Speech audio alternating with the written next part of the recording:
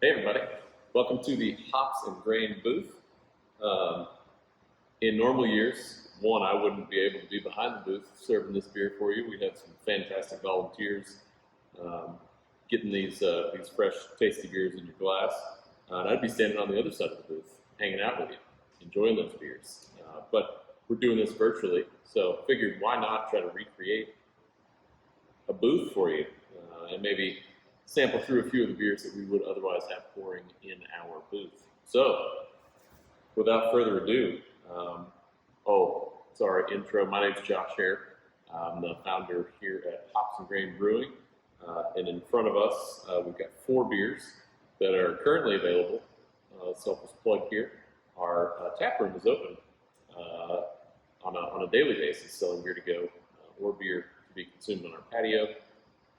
And we've also got lots of fantastic options here in front of you that hopefully you may have picked up this week in preparation for this festival. If you didn't, well, come on by. We've still got them available. So let's dive in.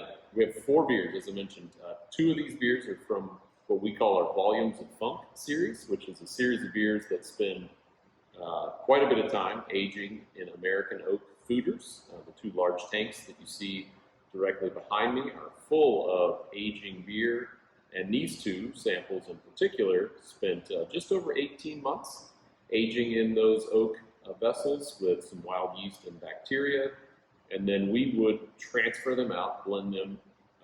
In one case, we blended with some fruit and did a secondary re-fermentation before packaging. In the other case, we dry hopped. So we'll talk about those 2 in just a second. This beautiful beer right here, sitting 1, 2, 3 over, is our Schwartz beer. It's a dark lager, a beer that, for all intents and purposes, is not incredibly popular, but my goodness, is it tasty, and it seems to be kind of the perfect winter beer for Austin, because that's winter in Austin. You all know the drill.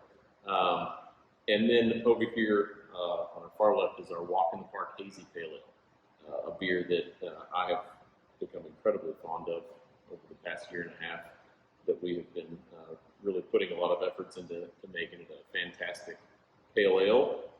And if anyone had that question, what's your favorite beer right now? That's the one.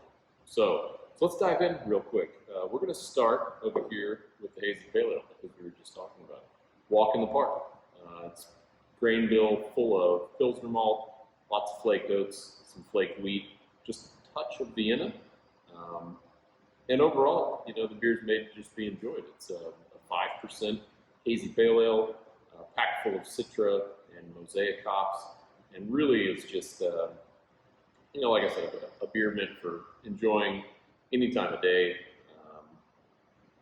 maybe on a walk in the park, maybe while you're hanging out on the patio. But rich in stone fruit, a lot of citrus character, some orange Julius, for those of you that remember the orange Julius. There's a lot of those notes in there. Yeah, just a hint of awesomeness buried in there as well. But all around, just a nice pressure of beer. Full of character, doesn't overwhelm you, and at 5%, it's a day drinker. So, Walk in the Park Hazy Pale Ale. Yeah, still good. All right, moving over to our Schwartz beer. Our good friends over at Austin Beer Works make an incredible Schwartz beer. If you haven't had it, I believe it's probably already sold out at this point, as their seasonal with Black Thunder. Incredible beer, and one that we definitely took some inspiration from when trying to create our own dark lager, and we're pretty happy with the results. It drinks like everything that you would like up front, and a nice brown porter. Some touches of chocolate, just a whisper of roast, not too much. I almost get a little graham cracker and some toasted bread in there. But then the finish is kind of like a Pilsner. It's nice and clean, nice and smooth, a little bit of crispness in the end. Some of those darker malts, add just a whisper of bitterness, not enough to overwhelm, but just enough to, again, be a nice day drinker. It's a 5% ABV beer. It is lager fermented. And again, great malt flavor up front, clean Pilsner finish at the end. Yeah, there it is. Yep. I wasn't lying. All right, now we're going to jump over to our 2 volumes of funk beers. So getting into more of the complexity of what wild yeast and bacteria, when they dance in concert, can do together to produce a really fantastic beer for all of us beer drinkers. We're going to start with our double dry hopped sour saison. So the base beer for this is a very traditional Belgian style saison. We ferment it almost 60% of the way through attenuation, and then we transfer it into these oak vessels where our resident colonies of wild yeast and bacteria have been kind of doing their party now since, I guess, October of 2017. So they've been building a culture, an ecosystem inside of those oak vessels for a number of years now.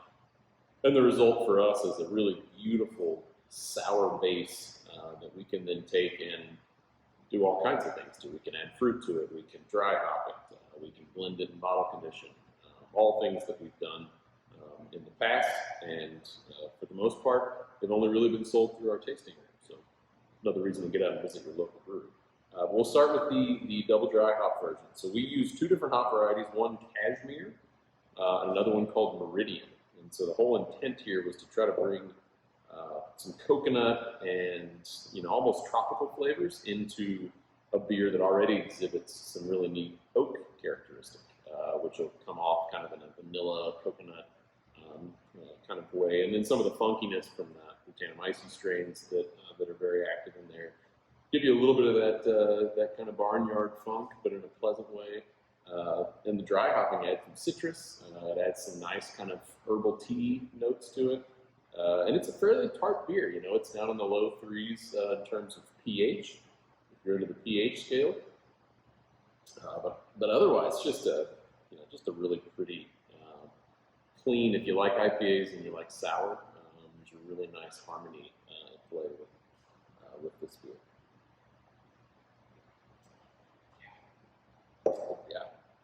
Yeah, that's one you want to wake up, maybe have alongside your coffee in the morning. All right, our 4th sample of the day or the evening, which is when you'll probably be tuning in here, is our passion fruit sour. So this is, again, that same base beer. We blended the 2 different foeders that we have here, really to try to create a nice tart base that was clean, exhibited some of the wild yeast character, but not too much of it, because we were then going to re-ferment it with a whole load of passion fruit. And so we really wanted the passion fruit to shine, the tartness to shine, and create a beer that was, just a real lively expression of what a good fruited sour beer can be. And passion fruit is, if you haven't eaten a lot of passion fruit, get into it. And really just great. So as you can tell, the phone's ringing. I'm going to hop over and grab that, and then I'll be back to hang with you.